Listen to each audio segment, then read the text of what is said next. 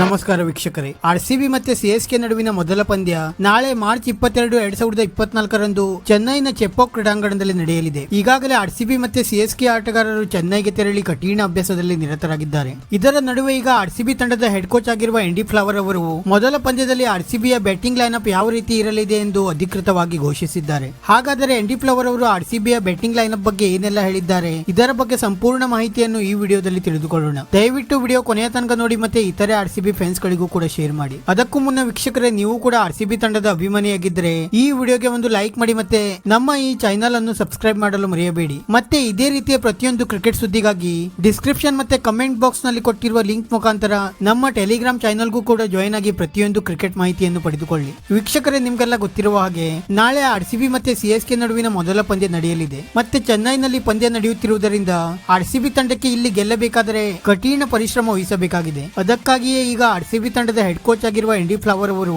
ಮೊದಲ ಪಂದ್ಯಕ್ಕೆ ಆರ್ಸಿಬಿಯ ಬ್ಯಾಟಿಂಗ್ ಲೈನ್ಅಪ್ ಯಾವ ರೀತಿ ಇರಲಿದೆ ಎಂದು ಅಧಿಕೃತವಾಗಿ ಮಾಹಿತಿ ನೀಡಿದ್ದಾರೆ. ನಾಳೆ ಪಂದ್ಯಕ್ಕೆ ಆರಂಭಿಕರಾಗಿ ನಾಯಕ ಫಾಫ್ ಡು ಪ್ಲೆಸಿಸ್ ಅವರ ಜೊತೆ ವಿರಾಟ್ ಕೊಹ್ಲಿ ಅವರು ಕಣಕ್ಕಿಳಿಯಲಿದ್ದಾರೆ. ನಂತರ 3ನೇ ಕ್ರಮಾಂಕದಲ್ಲಿ ರಜತ್ ಪಟಿದಾರ್ ಅವರು ಕಣಕ್ಕಿಳಿದರೆ, 4ನೇ ಕ್ರಮಾಂಕದಲ್ಲಿ ಗ್ಲೇನ್ ಮ್ಯಾಕ್ಸ್ವೆಲ್ ಮತ್ತೆ 5ನೇ ಕ್ರಮಾಂಕದಲ್ಲಿ ಸ್ಫೋಟಕ ಬ್ಯಾಟ್ಸ್ಮನ್ ಕ್ಯಾಮರಾನ್ ಗ್ರೀನ್ ಅವರು ಕಣಕ್ಕಿಳಿಯಲಿದ್ದಾರೆ. ನಂತರ ವಿಕೆಟ್ ಕೀಪರ್ ಬ್ಯಾಟ್ಸ್ಮನ್ ಆಗಿ ದಿನೇಶ್ ಕಾರ್ತಿಕ್ ಅವರು ಕಣಕ್ಕಿಳಿಯಲಿದ್ದಾರೆ. ಆದರೆ ಇನ್ನೊಬ್ಬ ಸ್ಫೋಟಕ ಬ್ಯಾಟ್ಸ್ಮನ್ ವಿಲ್ ಜಾಕ್ಸ್ ಅವರು ಅದ್ಭುತ ಫಾರ್ಮ್ ನಲ್ಲಿದ್ದರೂ ಕೂಡ ಪ್ಲೇಯಿಂಗ್ 11 ನಿಂದ ಹೊರಗುಳಿಯುವ ಪರಿಸ್ಥಿತಿ ಎದುರಾಗಿದೆ. ವೀಕ್ಷಕರೇ, ನಿಮ್ಮ ಪ್ರಕಾರ ವಿರಾಟ್ ಕೊಹ್ಲಿ ಅವರ ಜೊತೆ ಆರಂಭಿಕರಾಗಿ ಡು ಪ್ಲೆಸಿಸ್ ಮತ್ತೆ ವಿಲ್ ಜಾಕ್ಸ್ ಅವರಲ್ಲಿ ಯಾರಿಗೆ ಅವಕಾಶ ನೀಡಬೇಕು ಎಂದು ನಮಗೆ ತಪ್ಪದೇ ಕಮೆಂಟ್ ಮೂಲಕ ತಿಳಿಸಿ. ವಿಡಿಯೋ ಇಷ್ಟ ಆಗಿದ್ದರೆ ಲೈಕ್ ಮಾಡಿ ಮತ್ತೆ ಚಾನೆಲ್ ಅನ್ನು ಸಬ್ಸ್ಕ್ರೈಬ್ ಮಾಡಲು ಮರೆಯಬೇಡಿ.